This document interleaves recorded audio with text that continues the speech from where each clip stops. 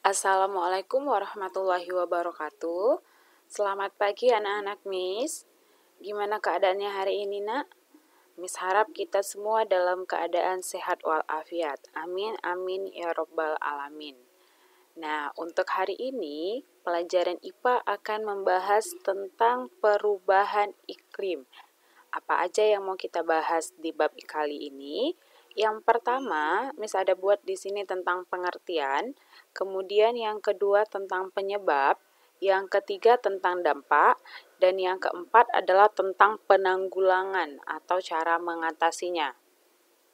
Baiklah anak-anak, langsung saja kita masuk ke materinya. Yang pertama ada pengertian pemanasan global dan perubahan iklim. Pemanasan global merupakan peningkatan suhu rata-rata atmosfer, laut, dan daratan bumi. Sementara itu, perubahan iklim merupakan suatu keadaan berubahnya pola iklim dunia. Nah, jadi nak, pemanasan global ini akan memicu terjadinya perubahan iklim. Nah, jika terjadinya perubahan iklim ini akan mengakibatkan yang namanya fenomena cuaca yang ekstrim, seperti curah hujan yang tidak menentu dan kemarau yang berkepanjangan. Nah, jadi bisa kita simpulkan bersama pemanasan global ini ada hubungannya dengan perubahan iklim. Seperti itu ya. Lalu kita lanjut lagi.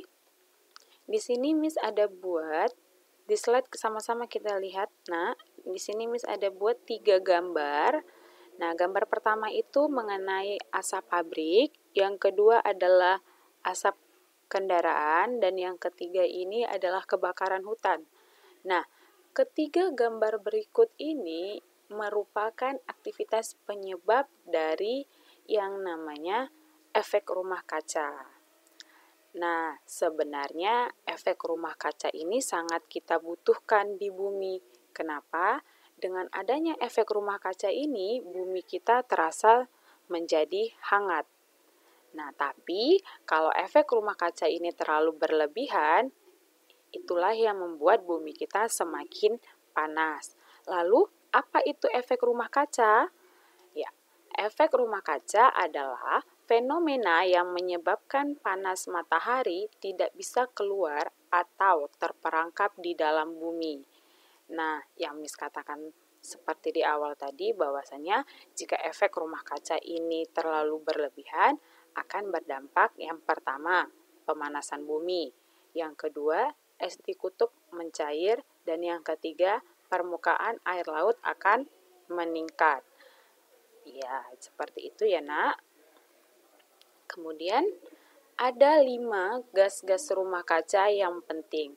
Yang pertama ada uap air, yang kedua ada karbon dioksida, yang ketiga ada metana, yang keempat ada nitrogen oksida, dan yang kelima ada klorofluorokarbon.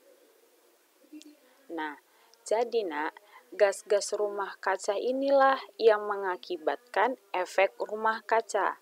Nah, kalau dalam jumlah yang normal, itu akan membuat bumi kita menjadi hangat. Tetapi, kalau gas-gas berikut ini terlalu banyak menumpuk di atmosfer, itulah yang mengakibatkan bumi kita menjadi panas. Miss ambil contoh 1 di klorofluorokarbon atau CFC. Nah, CFC ini dia dapat menahan panas dan dapat pula menipiskan ozon. CFC ini dapat kita temukan di alat pendingin seperti AC dan kulkas. Nah, jika CFC ini terlalu sering kita gunakan, maka lapisan ozon kita akan semakin tipis. Lalu, apa itu ozon? Ozon merupakan lapisan tipis yang melindungi bumi dari sinar ultraviolet. Nah, ini adalah contoh gambar dari asap pabrik. Asap pabrik ini mengandung karbon dioksida dan nitrogen oksida. Kemudian, apa penyebab pemanasan global? Nah, Penyebabnya itu adanya peningkatan kadar gas-gas rumah kaca di atmosfer. Nah, peningkatan itu diakibatkan oleh aktivitas alam dan aktivitas manusia. Aktivitas alam seperti apa, Miss? Ya, aktivitas alam itu seperti banjir, kemudian kebakaran hutan, gunung meletus. Nah, itu merupakan aktivitas alam. Kemudian kalau aktivitas manusia seperti apa, Miss? Aktivitas manusia seperti membakar sampah, kemudian menggunakan kendaraan. Nah, itu adalah aktivitas manusia. Dan ternyata itu merupakan penyebab pemanasan global. Nah, jika kegiatan aktivitas alam dan kegiatan manusia ini terus berlangsung, maka akan berdampak. Yang pertama, terjadilah peningkatan suhu bumi. Nah, bumi kita akan menjadi panas. Nah, kalau di bumi menjadi panas atau peningkatan suhu bumi, adanya peningkatan suhu bumi, maka di daerah kutub akan terjadinya pencairan. Nah, kalau di daerah kutub terjadinya pencairan, maka secara tidak langsung makhluk hidup yang ada di kutub juga akan kehilangan tempat tinggal. Seperti yang kita lihat di gambar. Nah, beruang kutub ini kalau misalnya kutubnya terus mencair, maka dia akan mati, kehilangan tempat tinggal. Yang kedua, kalau kutubnya mencair, maka terjadilah peningkatan permukaan air laut. Nah, kalau kutubnya mencair, air laut yang udah ada akan bertambah.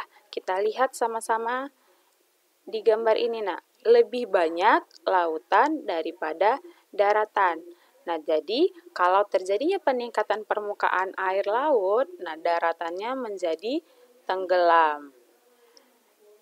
Ya. Dan yang terakhir, dampak pemanasan global itu adanya perubahan cuaca yang tidak menentu atau ekstrim dapat menimbulkan masalah. Yang pertama adalah masalah ekonomi, yang kedua adalah masalah kesehatan. Nah, masalah ekonomi kalau dia di suhu yang panas akan menyebabkan gagal panen. Nah, keadaan berikut ini terjadi kepada petani. Kemudian kita lihat di gambar ini. Nah, di sini adalah pekerjaannya seorang nelayan. Nah, kalau di cuaca yang ekstrim, nelayan juga tidak dapat berlayar. Kemudian dapat pula ikan-ikannya ini terdampar ke daratan. Itu juga menimbulkan masalah ekonomi. Kemudian pada masalah kesehatan. Nah, cuaca yang ekstrim dan peningkatan air laut dapat berhubungan dengan bencana alam seperti banjir dan kebakaran. Nah, kalau terjadinya bencana alam seperti banjir dapat menyebabkan penyakit seperti diare, kekurangan gizi. Nah, itu juga mengganggu atau menimbulkan masalah kesehatan. Lalu, gimana cara menanggulanginya? Nah, kita dapat melakukan kegiatan penghijauan, lalu mengurangi penebangan liar, tidak membakar hutan sembarangan, dan mengurangi produksi gas rumah kaca. Nah, kalau kita belum dapat melakukan kegiatan penghijauan secara besar, kita dapat melakukannya secara individu di rumah masing-masing. Gimana caranya, Miss? Dengan cara menanam tanaman hijau. Seperti itu ya. Dan kemudian mengurangi produksi gas rumah kaca. Nah, di awal tadi kita bahas bahwasannya jika terlalu sering menggunakan gas-gas yang kelima tadi, itu akan membuat bumi kita menjadi panas. Nah, caranya kita bisa mengurangi produksi gas rumah kaca. Contohnya ambil seperti CFC. Nah, jika kita kepanasan, alangkah lebih baiknya kita menggunakan kipas angin daripada AC. Kenapa? Agar kita juga menjaga lapisan ozon kita agar tidak menipis. Seperti itu ya anak-anak Miss. Nah, cukup sampai di sini penjelasan Miss mengenai perubahan iklim. Jika ada yang ingin ditanyakan atau yang kurang jelas, Miss silahkan Tetap semangat belajarnya, tetap jaga kesehatan, jangan keluar rumah kalau tidak berkepentingan. Miss akhiri, Assalamualaikum warahmatullahi wabarakatuh.